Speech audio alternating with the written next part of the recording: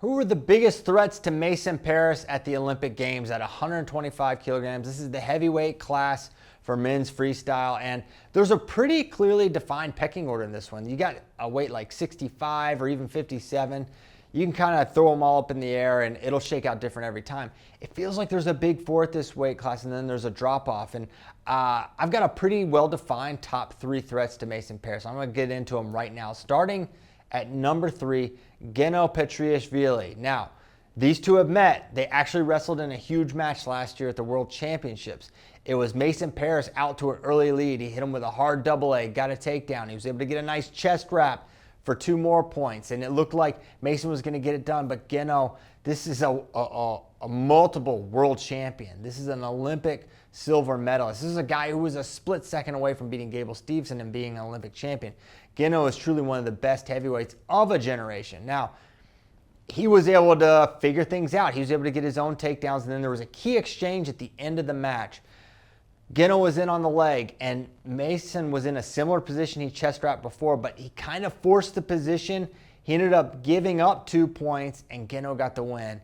But I know, talking to Mason, that was a real learning experience from him. He knows that tactically he probably could have handled that a little differently, and if he handles that a little differently, there's a great chance he gets the win and is wrestling in the World Finals last year. But as it sets up, he would wrestle Geno Petrify in the semifinals match because Mason's the 3 seed, Geno's the 2. So provided they both make the semifinal match, that'll be it. That'll be the semifinal bout. And I think Team USA fans, and I think even Georgian wrestling fans, kind of understand that Mason is coming for Geno, and it's a match that I really feel strongly that Mason's going to be able to win this time around.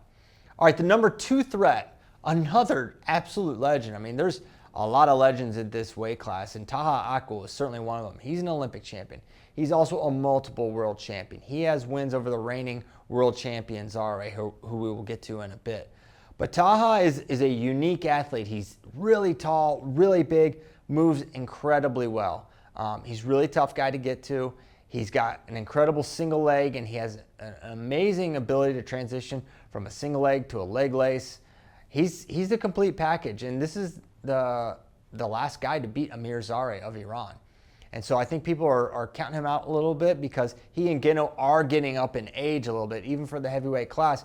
They've been at it for a long time. Taha won Worlds in 15. He was Olympic champion in 16, and Geno's been winning around since that time also. So both these guys have been wrestling a long time, but still there's just one tournament, right? They don't have to go another quad. How can they perform in this tournament?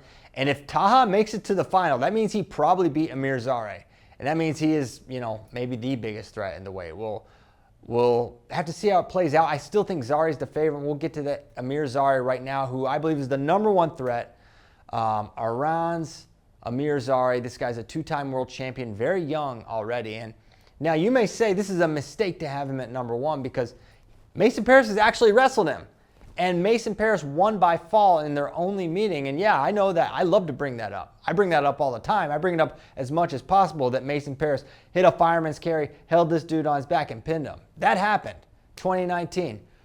But there's also another factor where this dude has just gotten better and better and better. And he's begun to physically overwhelm almost all his opponents. He controls where the match takes place. He gets to his underhooks, he runs you out of bounds, he forces you into bad shots, he can attack he has his own set of attacks. Amir Zari is the real deal. Now, he is opposite of Mason, as is Taha, and they're a very likely semi. So you may, before you pencil Zari into the finals, recall that in 2022, it was Akul who pulled the upset against the reigning world champion Zari. He got a late takedown as time expired to upset Zari. Now, Zari had his revenge the next year at the World Championships, but still, you can't count out someone as credentialed and experienced and as skilled as Taha Akul in that match. But as far as Mason Parris goes, there's high levels of concern. If Zari can get to his hooks and move him around, is Mason going to be able to clear out of it and dictate where the match takes place? Is Mason going to be able to hold center? Is he going to be able to fire attacks? Because what do we know about Mason? He loves to shoot, and we love that about Mason. We love how offensive he is.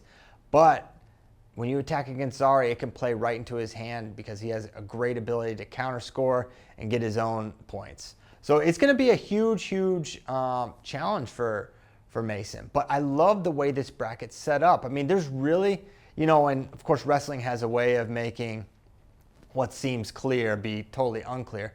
But for right now, we're basing it on all the data of all the previous world championships.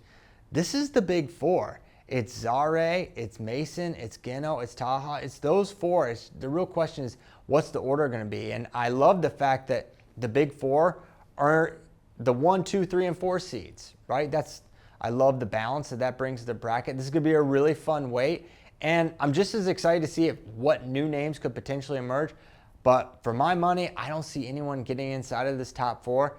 And I really think Mason Parris has a great shot of making the finals. If you make the Olympic finals, anything can happen.